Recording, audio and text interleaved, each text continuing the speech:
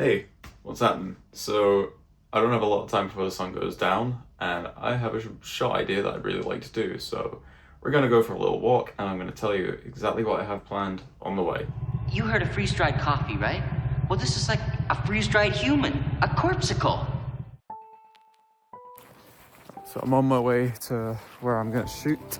So last night I watched the first two Deathstalker movies. The first one is dodgy, to say the least. It's just super sleazy, but not in the fun way like a lot of 80s movies. It's just, it was a tough watch, and honestly, by the time it was getting to the end, I was getting pretty bored. Then we watched Deathstalker 2, which is so funny. It's like very intentionally funny. This is how they do the opening title card. I'll have my revenge, and Deathstalker 2. More movies need to do that. That is incredible. Now, I'm a lot more of a horror guy than a fantasy guy, so a lot of my figures are horror figures. I've thought of something on how I can do a Deathstalker inspired post. I'll show you what I mean. So currently, I don't actually have a lot of time left. I'm trying to get to this location quickly.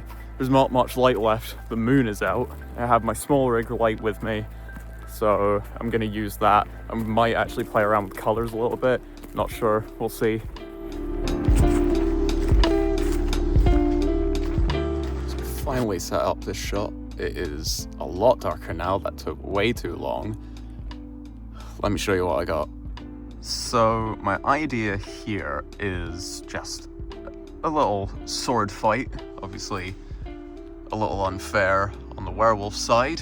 So the way this is inspired by Deathstalker is I'm gonna play around with the colors. There's a graveyard scene which is just so green. There's a lot of reds and blues as well, so I'm just gonna fiddle around, see what I like. Obviously, as a no-budget Conan the Barbarian ripoff, it's just a bunch of people in not very many clothes, just roaming around the forest, killing random beings. So Jason here is meant to represent Deathstalker, and the werewolf is to represent just the random creatures. I don't have any barely clothed figures, so unfortunately I can't replicate that element of the film. But in the words of Sigourney Weaver, we work with what we have. Okay, so it's now effectively pitch black along here, so there's going to be a lot of lighting going on, but that's how the scene is now looking. That's what I've got in camera. Current shutter speed is 1/13, which is a little on the slower end. I was hoping to get it faster because I'm going to experiment with dropping some leaves, but I don't know, maybe it'll look cooler when it's blurry. We'll find out. Aperture is f1.8, which is as low as this will go. I'm using a 50mm lens, and so the blurry background I think is really going to add to the mood of this scene, and then balanced it out with ISO at 200. Right, let's shoot, and then we're going to head into the editing room, also known as my bedroom.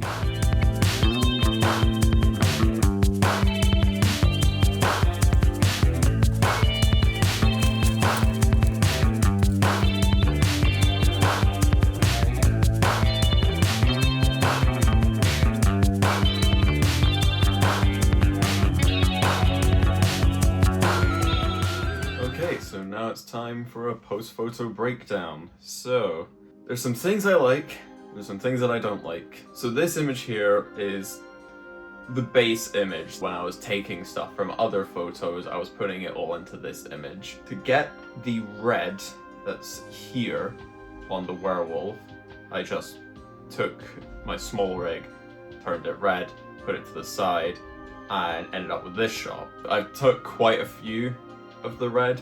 There were some where I put the light a little bit too close and it was coming out more pink, especially with the chainsaw. And there were some where it was too dark that you could see what he was holding, but you couldn't actually see the chainsaw blade, which kind of defeats the purpose of having a chainsaw. Chainsaws, they're meant to stand out and look menacing. Now, obviously, earlier I was mentioning Deathstalker 2 and the graveyard scene, which was super vibrant with its green. So I took this picture. Now, I really like this image. I think the backlighting looks cool, just the shadows being all you can see with the characters, the way the leaves are. But I also did want to be able to see the full picture. And I was going through this for hours, I thought maybe if I just took the background, it'd be okay. It just never came across as natural.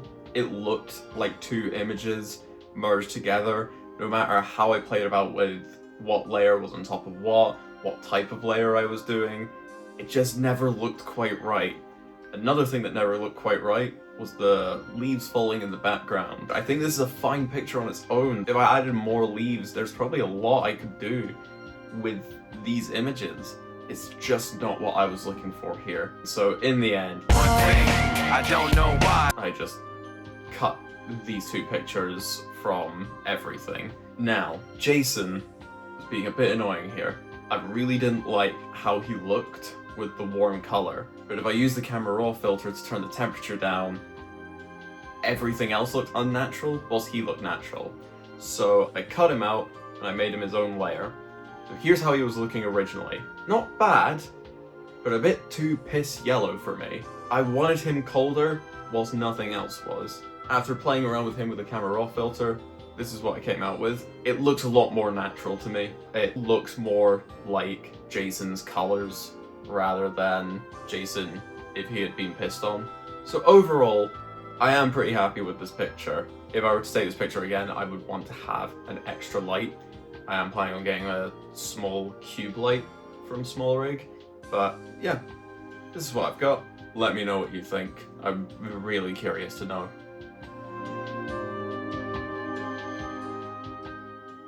So that's going to be it for this video. Thanks for sticking around as always.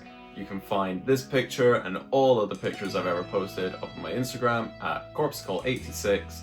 Links in the description and in the about part of my channel, where you will also find my letterbox to see the reviews of the films that inspire my toy photography.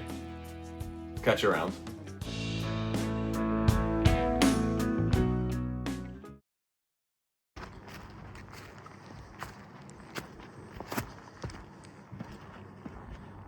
Feel like I've got to collect his pages.